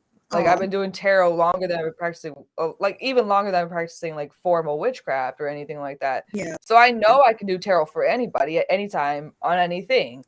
But with my other stuff is like, I know how it works under these conditions. I don't know how it works under those other conditions you're bringing near me. So I'm not going to offer it to you. I don't want to be a fraud. Like, I just don't find the reason in being a fraud.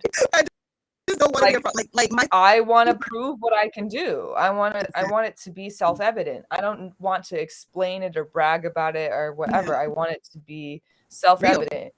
Real. And that's what I loved about my Golchab trial. You know, if you know, you know. I'm not going into it, but like that was something that was most tangible form of a spell of mine working. That I was just like, yeah, there's no doubt in my mind.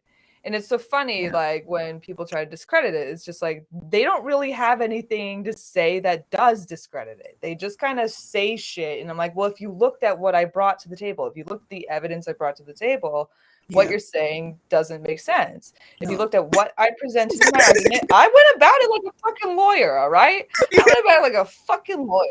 And I fucking presented what my thesis was, why I was fucking doing it. I wasn't a bitch about my character or the other person's character or why they did it.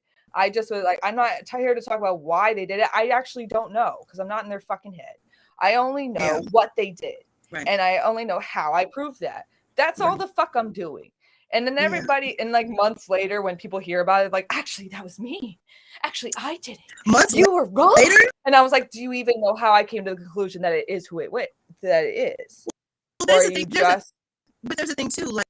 Like if I do something, the only thing I need is to see it done. That just satisfaction. Some shit that I did just happened today, and I don't need to publicize it. That satisfaction of me being like that was my mistake.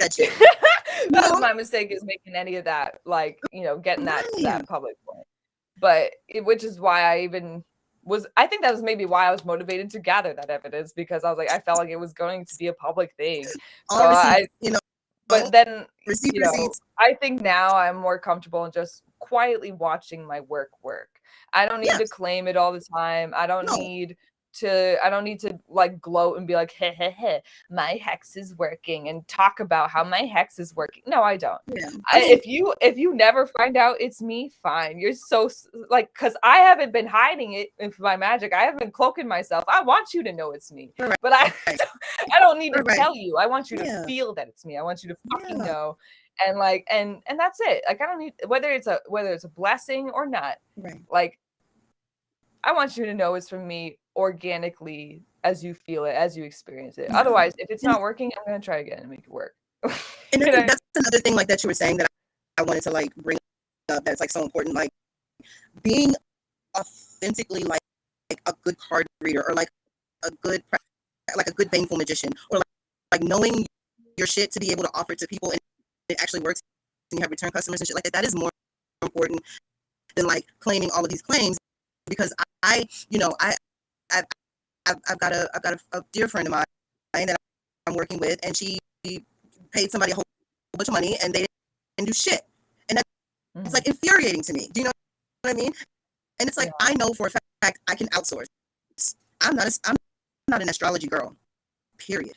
What's going on in the cosmos, that's beautiful. I am not an astrology girl. I have a ton of astrology girly friends and people friends that I can outsource to. Like, that is more important than just like, claiming everything and like being this whole badass thing. And I'm like, so a person will pay you something and your reading will not be accurate. Like how does that make you feel? Like what? Yeah, like that wouldn't make me feel good. No, especially because like these scammers are often emulating people who are doing it for real, and it's like, so you know I'm real.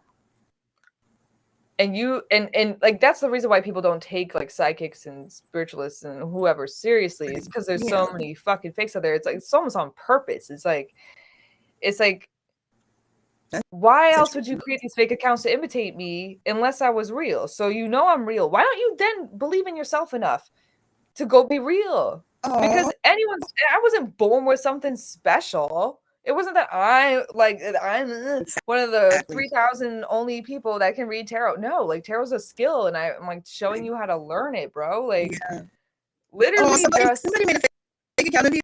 That's all. That's like like okay, like I'm so okay, flattered. I'm so flattered okay, like that you took the time to do what? that. Yeah, and then I'm just like, and it's so obvious that's not me. Like I send Yeah. voice memos to people. I'm messy. I'm literally not gonna be like, hey, I saw your name in the blood of the goat that I killed. Like, you know, I'm not gonna fucking say something like, you know, like I don't know. I couldn't live with myself being a fraud of any kind. Like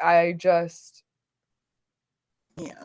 I want just even for myself, I'm like, I don't want to feel like I'm completely Jinx, please stop. I don't want to feel like I'm completely delusional. Like, in some sense, I'm okay with being a little delusional, but you know, like, I don't want to feel like I'm just like wilding, you know, like I want to feel like something I'm doing matters or has an impact or is consistent and isn't just this like just perception, you know. I wanted to know that it's actually benefiting me or benefiting the world around me. Yeah. So it feels good to know like what works and to just trust that and actually understand that. And like if people want to say that's it's just pattern recognition, I'm like, well, okay, but if my life is actually changing because of it, then it's working. then it's working. And also I didn't have that pattern before I did the ritual. So and pattern recognition, like so it did the ritual still change something. Commercial, like what do you mean? Like you know what I'm saying? Like a pattern recognition, that's a part of it, but it's not the whole thing. Yeah. You know? But also it's like, how did I even have the pattern to recognize? Right. Until I did the fucking ritual. So either way, that's why I always find it so tedious that when people argue about magic not being real or whatever, I'm just like, okay, but what you're building a straw man of what magic is. Right. Yeah. You're not actually like go out and experience what magic is. Stop talking about it. Stop debating it. Stop moralizing it. Stop framing it. Stop saying who can and can't do it. Shut up. Go do it. Just go do it. Stop reading about it. Shut up. Right. Go do it. There should be a portion in your practice where you're not like following where you're forbidden out of a book. You know what I'm saying? Like there should be a portion. I'm not saying that you can't like follow a system, because I feel like conquering one system is extremely important if you want to devote to it. Like if you're working like the system that I'm working right now, I'm devoted to that system because I want to master that. I'm not saying that I can, anybody can master it. It's so much to learn, but I want to be able to have that as a foundation before I move to something else. But there should be a portion in your practice, I believe, that when you're not reading anything, you're just doing, you're just actionary, and you're going with the flow, and you're feeling it intuitively, and things will come to you, and then you can just take it from there. That was what was so awkward for me when people would ask me, do you have like sources for this? That I could read more on that, what you were talking about, and I'd be like, no, because that came from inside me. Like no, like that, no. Like I have books about the big topic I was talking about, but I don't have books that would lead you deeper, because like you said, it's like you're a veil over something deeper and more involved, more spiritual, more beyond. It's Absolutely. Like I'm that first step for you, but I'm not the way. I'm not the path. I'm the step. You just and so like so it'd just be like they could sense that, and they'd be like, "What's behind the step? It must be books." And I'm like, "No, it's not books, baby. Like you want books? Okay, here's some names of some books. But no. But you wouldn't know that. Like you gotta go in. Yeah, but you wouldn't know that unless you push past the point of where a lot of people get caught. A lot of people that talk to me, that ask me questions and things like that. You wouldn't know that unless you push past the point of nothingness. Like you will sit there and not get anything. Like I am doing this, you're doing it. You're working up that meditation muscle. You're working up that muscle of knowing what an invocation feels like, knowing when it's time to stop turning cards, knowing when this is somebody, an entity, and not just you, like discerning between that voice and the voice in your head. Like until you push past that, you think that you need somebody to tell you everything because you haven't even experienced what happens when when you get there. That's the meat of your practice. Like that's the most important part. Like like I said, I am in love with all these creative systems and all these things that people have, but you gotta get to the point where your gnosis is your guide. Like, you know what I'm saying? Yeah, in that sense, you're just creating your own system because, like, either formally or informally, you're creating your own system of magic. Yeah. Yeah. Yeah. And, you will do that. You will do that continuously until you get to a point where what you've created is your base. And then you can build off of everything else because you and I, we might follow the same system. Your invocations are not the same as mine. You're the way that you do your daily meditations, your daily rituals, your cleansing, whatever. It's not the same as mine. We're in the same system, but it was a base that we built. So I know how to do this, and I can, go forward. Yeah. So I'm very excited about what's coming. For us, for you, for me. Oh yeah, like I feel like I don't even know. Like I don't even know what the fuck is coming. I'm just like, yeah, it's coming. Like and really, it's not hitting me because like initiating through the Clipoth. I'm in Satariel now. I know everybody's like, wait, you're fucking Clipothic series. I know. I've been kind of like lazy with it, but like I'm in Satariel, which means, and I'm like finishing up right now. I'm kind of in denial about finishing up. I feel like, in a sense, part of my inner child is coming back, where that part of my inner child that couldn't finish the book because I didn't want the book to be over is coming in. Like, so I'm just like, oh my gosh, am I just putting off? Because like it's Gogiel and then Thaumael. Yeah. And then I'm done. You're right. Because I've already done the Abyss. So I'm just like, oh shit, what the fuck happens when I'm done? Like and I know that it's like it's just the beginning. It's just the beginning. Yeah. And there are like aspects of my practice I already feel like are waiting for me. Mm-hmm. And like so it's just like I'm ready for it, but I'm not ready for it. I'm terrified. You'll be ready when it's time, and if you're still scared, so you're still gonna do it anyway. Yeah. Okay. But I'm someone who's like terrified of success. Like I'm so new to really feeling it. It's not that I'm new to succeeding, because like I was like that straight A student kind of motherfucker, like, but I was used to just never being recognized for it. I remember I was so shocked for finally being recognized for something. I remember I was like at an awards thing in my high school, and I'm sitting there and I'm listening. I don't even know why I'm there, but my mom's dragging me there. I'm like, all right, we're going to the awards. Like, I'll support my classmates or whatever. And they start talking about like this specific like English award. And they're like, this student is like this and does all these things. And I'm just like, big whoop, I've fucking done those things. Like, I'm not a child. And then like it was just like, and it was me. Like it was literally my award. Like, yeah, exactly. Like, you have done those things, so you get the award. And I was like, oh fuck, oh shit, that's why we're here. Like, I'm just like yeah.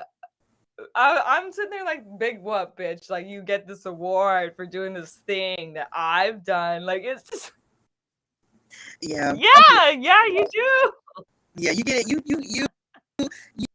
But you know what? I heard somebody else. I was talking to someone else that was like, they were scholarly to a fault when they were younger, and it like stifled a lot of their like their ability to like have I guess courage to do anything that they hadn't like gotten from a book, or like they're like they were solid in, or anything like that. And it was like, Kate, that's where chaos magic just like rips you apart and like opens you up to all of the possibilities, you know. So but you had to be like that, you know, so that you could do these beautiful things, because you're going to write a book and it's going to be great. Yeah, it's like I just feel I'm sorry, I'm getting into all of my anecdotes, but it's like the way I illustrate a point, you know, we all know that by now. But I feel like it's more like you have to recognize like your greatness in this. So it's like you take your greatness for granted. You take you just start to believe that like you're just nothing, because this world is like, oh yeah, everybody's nothing, so you're like, yeah, and you don't get recognition for things, so because you're taught that validation is the way you know your worth, right? So you're just like, oh, like no one validates this, so like, and when it's finally validated, you're like, wait a second, why the fuck was I invalidating myself? Why was I waiting for this? And I even just denied that this would even happen to me, because I was like, there's nothing worth waiting for, because obviously I'm not even that, and all that shit. It's like, no. Yeah, but and like it's just that you have to step into it. You have to take responsibility for it. Yeah, and like I think the deeper you get into the deeper you get into actual left-hand path practice, like shadow work, which is like the most watered down word of the whole entire world at this point. But like, into that, it's like, it's not just workbooks, honey. Right. And oh my gosh, a workbook, that's funny. But you know, it's like a workbook. But like if you like, when you get down into that practice, you will have backup of the reasons of why you don't want to invalidate yourself. It's because you don't want your brain to go that way. You've worked to get yourself here, and if you are talking to your inner child, you're talking to your your higher self, and you're doing this invalidation thing, you're just setting yourself back, you know. So I totally agree with you with that. But I'm happy that